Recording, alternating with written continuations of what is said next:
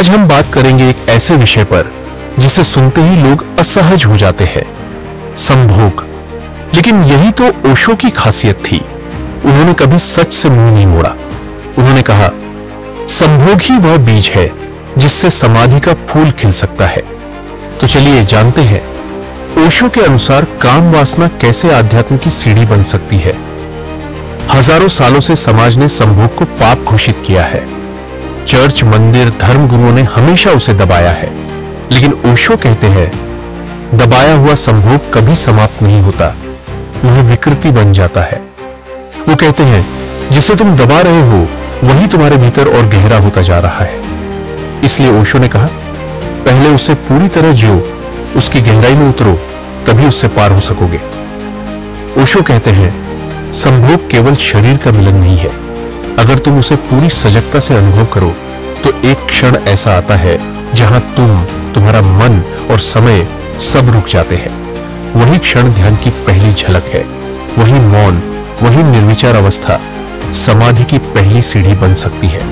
संभोग एक द्वार है। अगर सजग हो जाओ तो वहीं से ध्यान में प्रवेश संभव है। लोग ओशो से डरते हैं क्योंकि उन्होंने डर को तोड़ा है। समाज चाहता है कि तुम सेक्सुअल एनर्जी से भागो, लेकिन ओशो कहते हैं, एनर्जी को दबाओ मत, उसे रूपांतरित करो।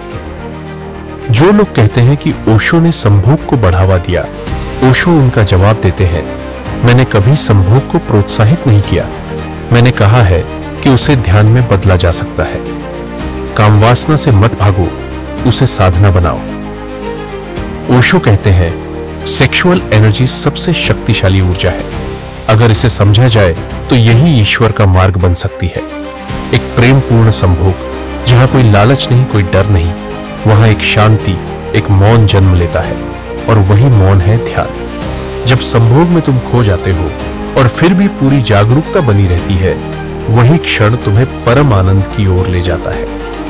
तो क्या हर कोई संभोग से समाधि तक पहुंच सकता है?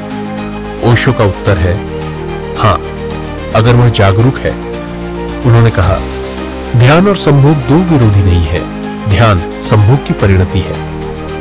आज दुनिया में इतनी अशांति है क्योंकि लोग सेक्सुअल एनर्जी को दबा रहे हैं।